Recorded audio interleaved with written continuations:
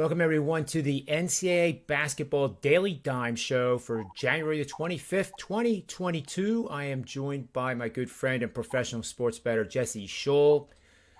He is a Vancouver guy, so he is up very early as we record these pretty early Eastern Standard Time. So I appreciate his efforts to join me at such a early time of the day. And we're going to get right at it, Jesse. There's a lot of games on this card for a Tuesday card, a lot of big matchups.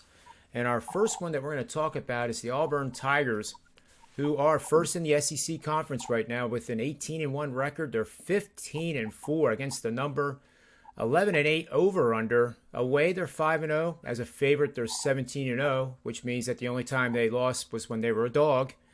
Money line for Missouri, they are 12th in the SEC, 8-10 straight up, 8-9 against the number, 9-8 over/under.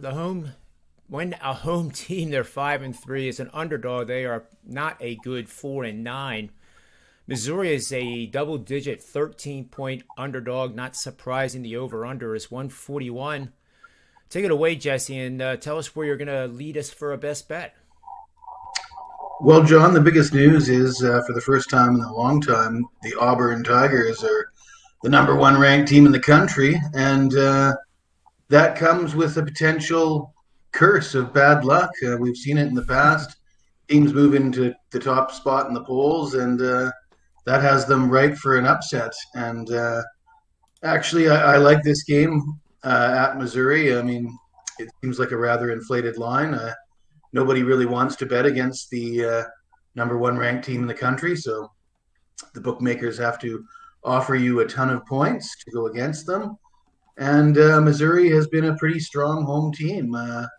They're actually 11-3 against the spread. Their last 14 as a home dog. And Auburn, they are a great team that has won a lot of games. But if you look at their last three road games, they did win at South Carolina by 15 points. However, they won by 9 points at Ole Miss and just by 4 points at Alabama. The average margin of victory in their last 5 wins is just around 11 points. And they're 5-0 on the road, but the average margin of victory in those games is just around 7.5 points. The home team has covered in the last 4 head-to-head meetings, and Auburn is just 2-3 straight up in their last 5 at Missouri. I think Missouri is good enough to hang in there in this game. I like the take. It's definitely would be a candidate for our contrarian play of the show for sure. And we've seen it in college football every year. There was 24 underdogs of 17 or more points that won the game outright, and many times that occurred in the SEC. And I think that the new bettor, I think, looks at a double-digit line like this, the number one team in the land, and thinks that Missouri has absolutely no shot. But I can tell you, I'd be surprised if this was not a sellout for the Missouri Tigers. And they have a relatively tiny venue that could get pretty raucous, knowing that Auburn is coming into town as the number one team. Because now, you're right, Auburn has a bullseye on them. And anybody who plays them up in the upcoming schedule, if they remain number one, they're going to want to take them down. So number one comes with a lot of extra pressure for sure. I found that Missouri is 26-12 against the spread over the last 10 years in home games, facing the elite teams of the nation that are outscoring their opponents by 12 or more points per game after the 15th game of the season. So basically, after the midway point, Missouri is an excellent bet against these elite teams over the years. So I like it quite a bit. Let's move on to the next one, and that is a Big Ten matchup. And of course, it wouldn't be a basketball show with me as the host if it wasn't a Big Ten or an SEC. So we got the SEC game covered. Now we're going to do the Big Ten. And this is a really interesting matchup, in my opinion, Jesse. We have a Michigan State team that is 8-2 straight up, 5-5 against the spread, 7-3 over. And they are on a 5 consecutive over streak. And that's spanning the last 10 games, obviously. The Illini are 7-3 straight up, 6-4 against the spread, 6-4 over under. The Spartans are first in the Big Ten. They sport a 15-3 record. The Illini, coming off back-to-back bad losses, are 13-5, but 9-9 against the spread, 12-5-1 over under. At home, they're 8-2. As a favorite, they're 12-4. This is a bounce-back time, I think, Jesse, in this game with the Illini. Coming off those consecutive losses, they lost most recently to Rutgers, 81-65 as a 4.5-point road favorite. And that's got to put a bad taste in their mouth. I got to think that locker room right now wants to come out and just absolutely manhandle a Michigan State team that apparently is better than them according to the polls. But in a home environment, like we said about Missouri, this place ought to be really rocking, especially with the student body knowing they're coming off 2 consecutive bad losses and offer as much support as they can. There's a betting system here that has earned a highly profitable 43-17 with 2 pushes for 72% winning bets over the last 25 college basketball seasons, and is 25-8 for 76% over the last 5 seasons. You are simply going to wager on favorites of any size after they have been beaten by the spread by a combined total of 24 or more points over the last 3 games, and is now facing an opponent that has gone over the posted total by double digits in each of their last 3 games. That's all there is to it with that system. I like the Illini here quite a bit. You agree or disagree, Jesse? I would say that you would want to look right before game time, let's say an hour before tip-off, and confirm whether or not the leading scorer is going to play, because he did miss the last game against Maryland, so he had a concussion. I think he is supposed to play tonight, but I'd want to check that out and make sure first. Yep, and I agree. The injuries are still a big factor. It seems like the COVID is waning, and if we can only cross our fingers and hope that continues, it's still. Let's move on to the third and final game, and this is a huge game, at least in my opinion. This is at the Ed and Ray Schollmeyer Arena, which means we're at TCU in Fort Worth, Texas for the Horned Frogs, and that is a team that is 4th in the Big 12, Jesse, 13-3, 9-5-2 against the number, and the reverse, over/under, they are 5-9-2. Home, they are 7-1 as a dog. They're 3-2. Texas is a mystery to me. They were preseason number 5 in the polls, and this recent week they lost 2 or 3. Even a win over Oklahoma State couldn't keep them in the polls, and now they have fallen out of the top 25. They are the slowest paced team in the Big 12.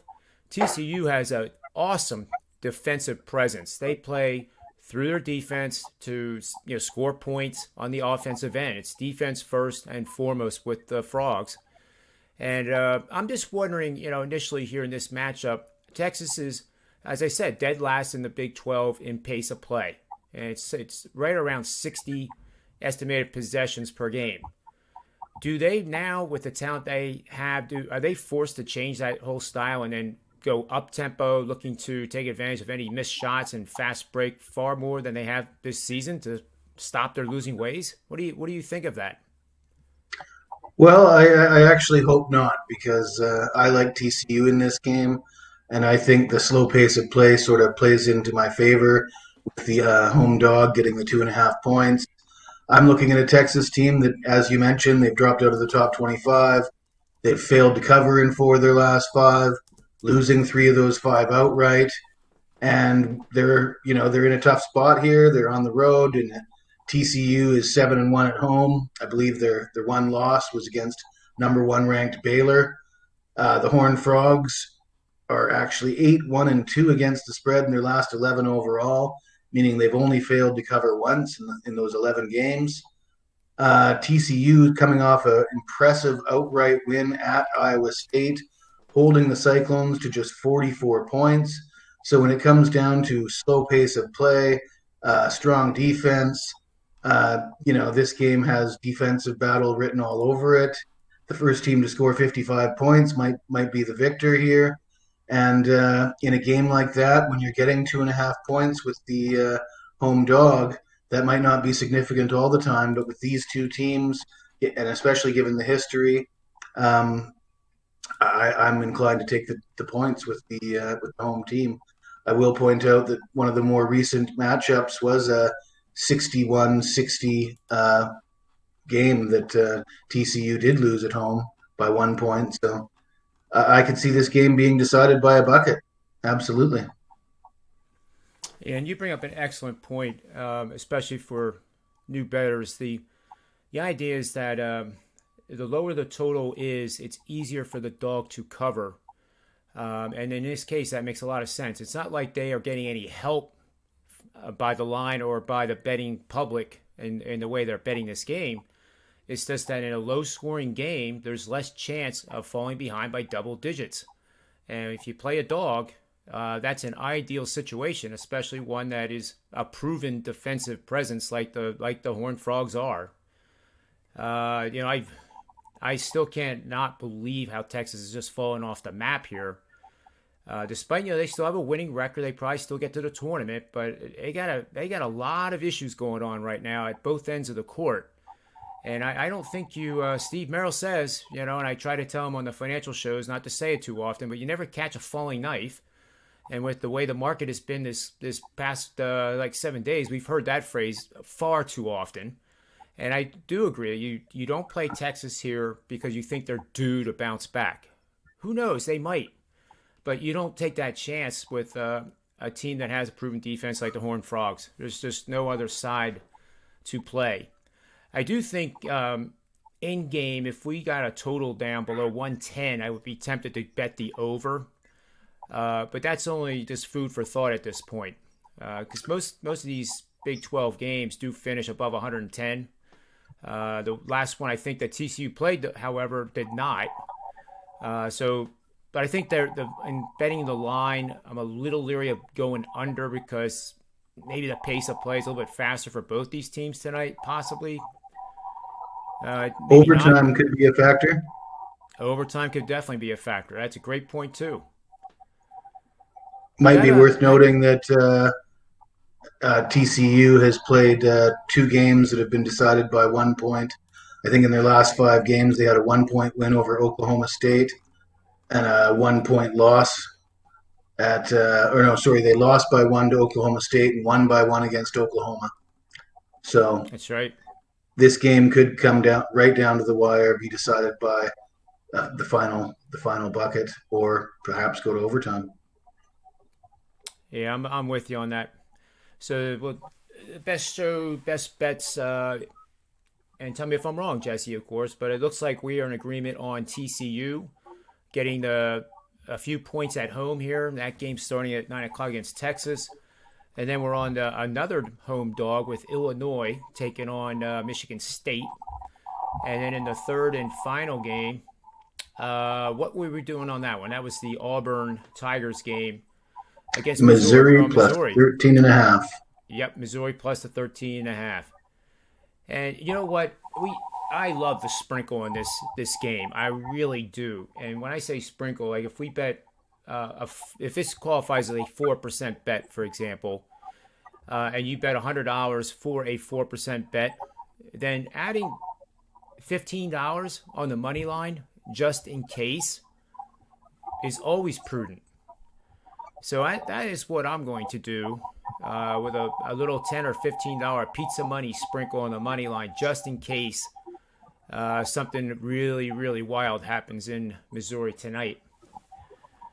So, Jesse, that brings us to the end of the show. I appreciate your time.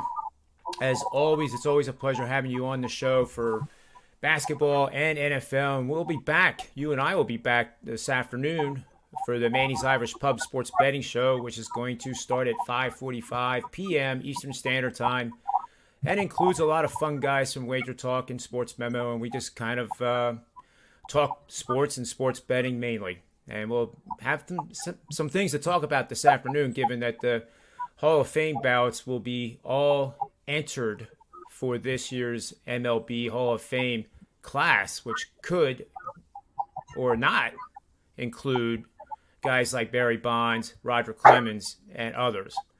So it'll be an interesting afternoon watching that unfold as well. So on behalf of SportsMemo TV and the Predictive Playbook, always remember, bet with your heads and not over it, and may all the wins be yours.